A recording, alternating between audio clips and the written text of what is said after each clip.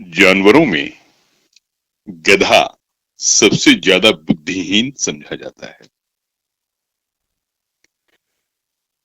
हम जब किसी आदमी को परले दर्जे का बेवकूफ कहना चाहते हैं तो उसे गधा कहते हैं। गधा सचमुच बेवकूफ है या उसके सीधेपन, उसकी निरापद सहिष्णुता ने उसे यह पदवी दे दी है, इसका निश्चय नहीं किया जा सकता। गायें सींग मारती हैं। ब्याई हुई गाय तो अनायास ही सिंहनी का रूप धारण कर लेती है। कुत्ता भी बहुत गरीब जानवर है, लेकिन कभी कभी उसे भी क्रोध आ ही जाता है। किंतु गधे को कभी क्रोध करते नहीं सुना, न देखा। जितना चाहो गरीब को मारो, चाहे जैसी खराब सड़ी हुई घास सामने डाल दो, उसके चेहरे पर कभी असंतोष की छाया भी नहीं दिखाई देगी। बैसाख में चाहे एकाध बार कुलेल कर लेता हो, पर हमने तो उसे कभी खुश होते नहीं देखा। उसके चेहरे पर एक अस्थाई विषाद अस्थाई रूप से छाया रहता है। सुख दुख, हानि लाभ, किसी भी दशा में उसे बदलते नहीं देखा। ऋषियों मुनियों के जितने गुण हैं, वे सभी उसमें पराकाष्ठा को पहुंच गए हैं, पर आदमी उसे बेवकूफ कहता है। सद्गुणों का इतना अनादर कहीं नहीं देखा। कदाचित सीधापन संसार के लिए उपयुक्त नहीं है। देखिए ना, भारतवासियों की अफ्रीका में क्या दुर्दशा हो रही है। क्यों अमेरिका में उन्हें घुसने नहीं दिया जाता। बेचारे शराब नहीं पीते, 4 पैसे कुसमय के लिए बचाकर रखते हैं, जी तोड़कर काम करते हैं, किसी से लड़ाई झगड़ा नहीं करते, 4 बातें सुनकर गम खा लेते हैं, फिर भी बदनाम है। कहा जाता है वे जीवन के आदर्श को नीचा करते हैं। अगर वे भी ईंट का जवाब पत्थर से देना सीख जाते तो शायद सभ्य कहलाने लगते। जापान की मिसाल सामने है। एक ही विजय ने उसे संसार की सभ्य जातियों में गण्य बना दिया। लेकिन गधे का एक छोटा भाई और भी है, जो उससे कम ही गधा है, और वह है बैल। जिस अर्थ में हम गधा का प्रयोग करते हैं, कुछ उसी से मिलते जुलते अर्थ में बछिया के ताऊ का भी प्रयोग करते हैं। कुछ लोग बैल को शायद बेवकूफों में सर्वश्रेष्ठ कहेंगे, मगर हमारा विचार ऐसा नहीं है।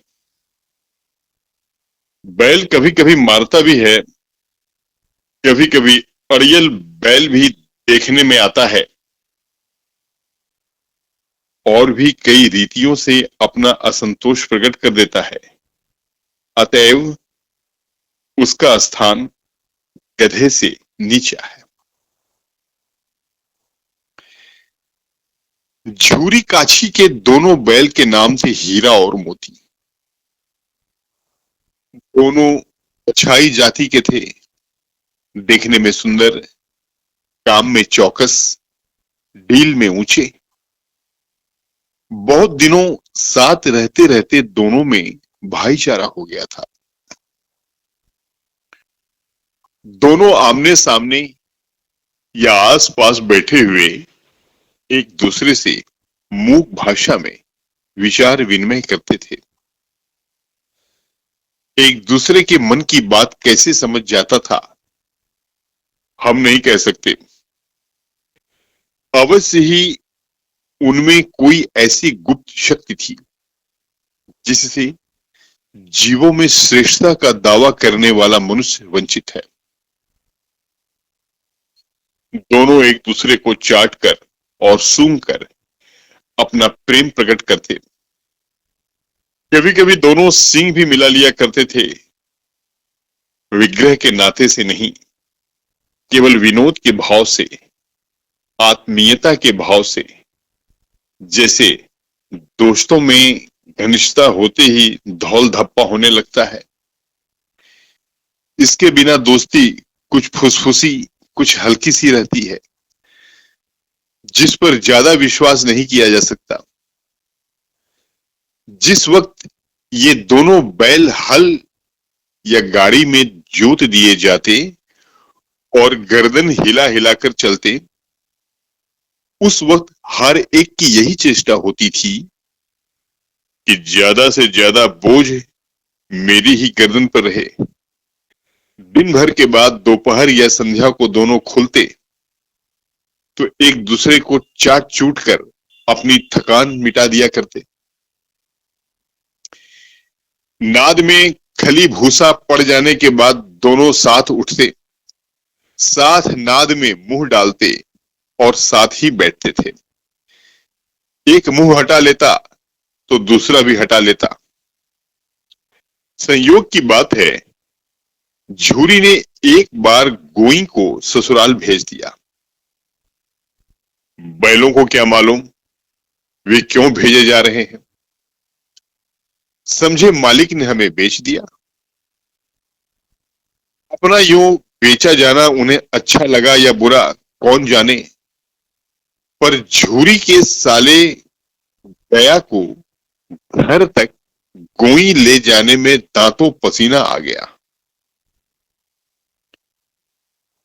पीछे से हाँकता तो दोनों दाएं बाएं भागते, पगहिया पकड़ के आगे से खींचता तो दोनों पीछे को जोर लगाते, मारता तो दोनों सिंग नीचे करके हुंकारते। अगर ईश्वर ने उन्हें वाणी दी होती तो झूरी से पूछते, तुम हम गरीबों को क्यों निकाल रहे हो? हमने तो तुम्हारी सेवा करने में कोई कसर नहीं उठा रखी। अगर इतनी मेहनत से काम न चलता था और काम ले लेते, हमें तो तुम्हारी चाकरी में मर जाना कबूल था। हमने कभी दाने चारे की शिकायत नहीं की। तुमने तो कुछ खिलाया और सिर झुकाकर खा लिया। तुमने जो कुछ खिलाया वह सिर झुकाकर खा लिया। फिर तुमने हमें इस जालिम के हाथ क्यों बेच दिया? संध्या समय दोनों बैल अपने नए स्थान पर पहुंचे। दिन भर के भूखे थे, लेकिन जब नाद में लगाए गए तो एक ने भी उसमें मुंह न डाला। दिल भारी हो रहा था। जिसे उन्होंने अपना घर समझ रखा था वह आज उनसे छूट गया था। एक नया घर, नया गांव, नए आदमी। दोनों ने अपनी मूक भाषा में सलाह की। एक दूसरे को कनखियों से देखा और लेट गए। जब गांव में सोता पड़ गया तो दोनों ने जोर मारकर पगहे तुड़ा डाले और घर की ओर चले। पगहे बहुत मजबूत थे। अनुमान न हो सकता था कि कोई बैल इन्हें तोड़ डालेगा, पर इन दोनों में इस समय दूनी शक्ति आ गई थी। एक एक झटके में रस्सियां टूट गई।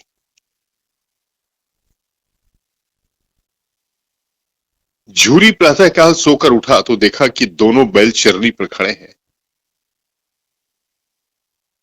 दोनों की गर्दनों में आधा आधा गराव लटक रहा है। घुटने तक पांव कीचड़ से भरे हैं और दोनों की आंखों में विद्रोह में स्नेह झलक रहा था। झूरी बैलों को देख स्नेह से गदगद हो गया। दौड़कर उन्हें गले लगा लिया। प्रेमालिंगन और चुंबन का यह दृश्य बड़ा ही मनोहर था। घर और गांव के लड़के जमा हो गए और तालियां बजा बजाकर उनका स्वागत करने लगे। गांव के इतिहास में यह घटना अभूतपूर्व न होने पर भी महत्वपूर्ण थी। बाल सभा ने निश्चय किया दोनों पशु वीरों को अभिनंदन पत्र देना चाहिए। कोई अपने घर से रोटियां लाया, कोई गुड़, कोई चोकर, कोई भूसी। एक बालक ने कहा, ऐसे बैल किसी के पास न होंगे। दूसरे ने समर्थन किया, इतनी दूर से दोनों अकेले चले आए। तीसरा बोला, बैल नहीं है वे, उस जन्म के आदमी हैं। इसका प्रतिवाद करने का किसी को साहस न हुआ। झूरी की स्त्री ने बैलों को द्वार पर देखा तो जल उठी। बोली, कैसे नमक हराम बैल है कि एक दिन वहां काम न किया भाग खड़े हुए।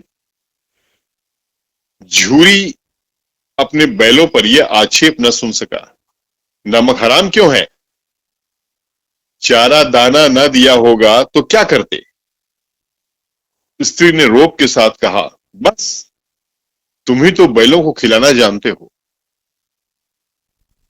और तो सभी पानी पिला पिला कर रखते हैं। झूरी ने चिढ़ाया, चारा मिलता तो क्यों भागते?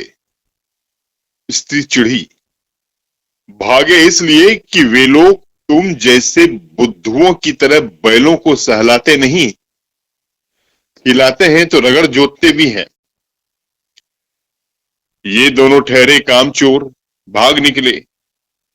अब देखूं कहां से खली और चोकर मिलता है। सूखे भूसे के सिवा कुछ न दूंगी, खाएं चाहे मरें। वही हुआ। मजदूर को कड़ी ताकीद कर दी गई कि बैलों को खाली सूखा भूसा दिया जाए। बैलों ने नाद में मुंह डाला तो फीका फीका, न कोई चिकनाहट न कोई रस, क्या खाएं। आशा भरी आंखों से द्वार की ओर ताकने लगे। झूरी ने मजूर से कहा, थोड़ी सी खली क्यों नहीं डाल देता बे? मालकिन मुझे मार ही डालेगी। दूसरे दिन झूरी का साला फिर आया और बैलों को ले गया। अब की उसने दोनों को गाड़ी में जोता। दो चार बार मोती ने गाड़ी को सड़क की खाई में गिराना चाहा, पर हीरा ने संभाल लिया। वह ज्यादा सहनशील था। संध्या समय घर पहुंचकर उसने दोनों को मोटी रस्सियों में बांधा और कल की शरारत का मजा चखाया। फिर वही सूखा भूसा डाल दिया। अपने दोनों बैलों को खली, चूनी सब कुछ दी। दोनों बैलों का ऐसा अपमान कभी न हुआ था। झूरी इन्हें फूल की छड़ी से भी न छूता था। उसकी टिटकार पर दोनों उड़ने लगते थे। यहां मार पड़ी, आज सम्मान की व्यथा तो थी ही, उस पर मिला सूखा भूसा।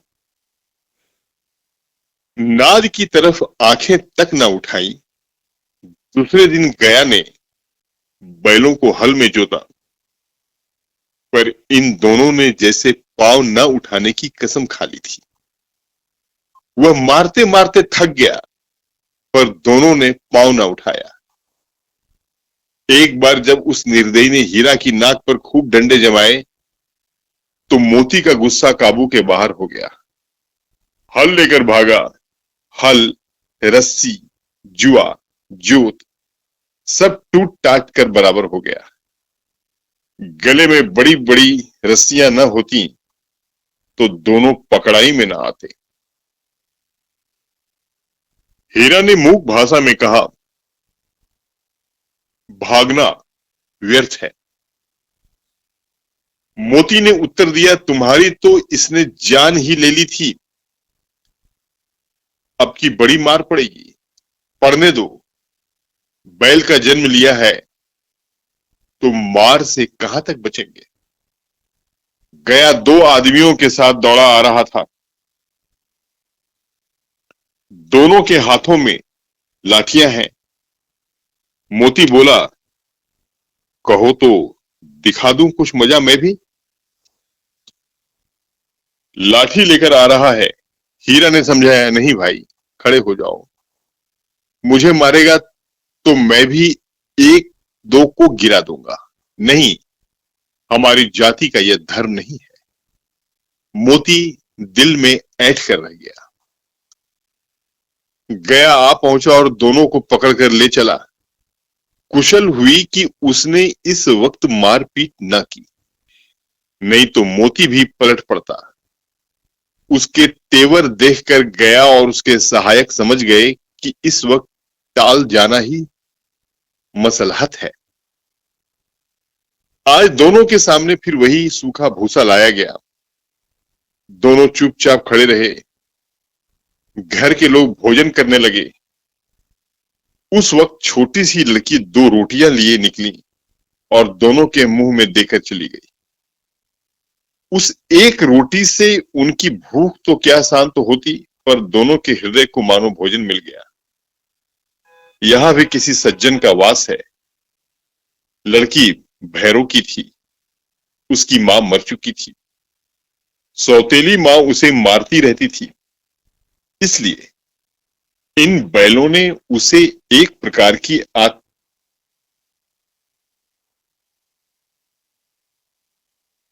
उसकी मां मर चुकी थी। सौतेली मां उसे मारती रहती थी, इसलिए इन बैलों से उसे एक प्रकार की आत्मीयता हो गई थी।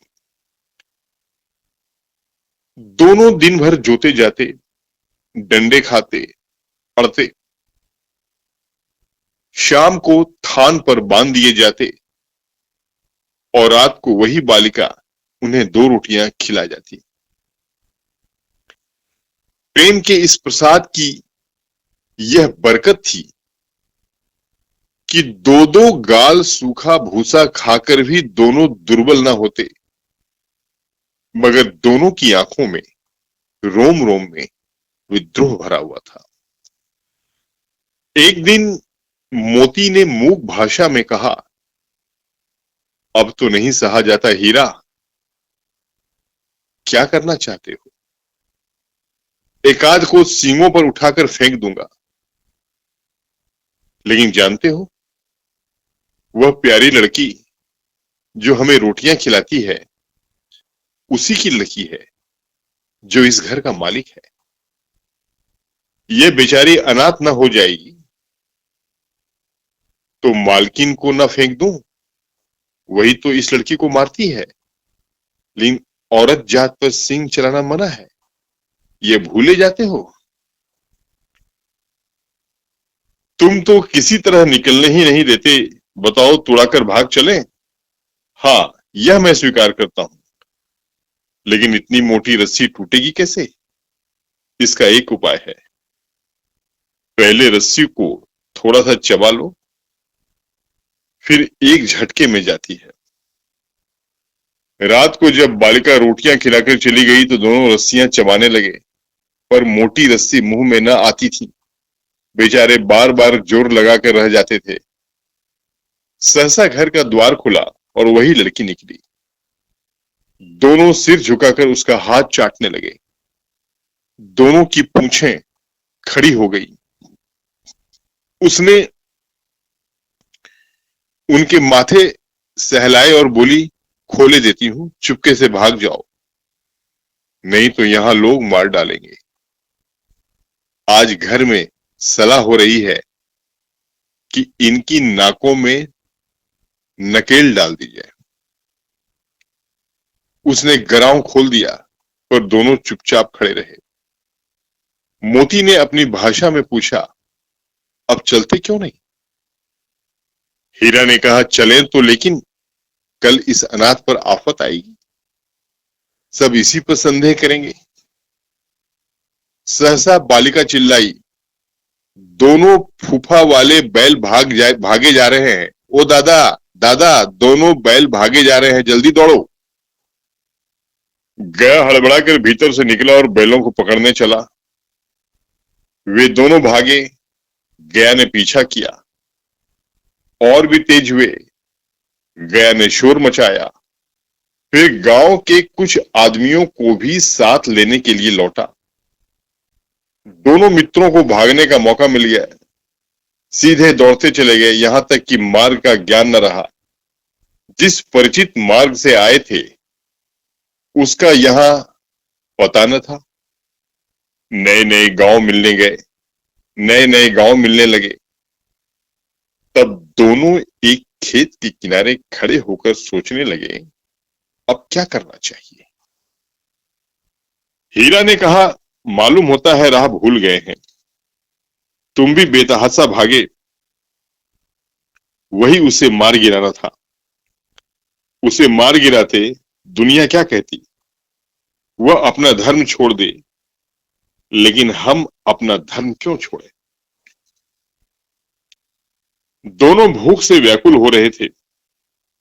खेत में मटर खड़ी थी, चरने लगे। रह रह कर आहट ले लेते थे, कोई आता तो नहीं है। जब पेट भर गया,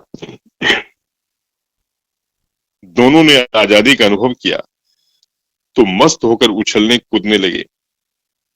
पहले दोनों ने डकार ली, फिर सींग मिलाए और एक दूसरे को ठेलने लगे। मोती ने हीरा को कई कदम पीछे हटा दिया, यहां तक कि वह खाई में गिर गया। तब उसे भी क्रोध आया, संभल कर उठा और फिर मोती से मिल गया। मोती ने देखा खेल में झगड़ा हुआ चाहता है तो किनारे हट गया।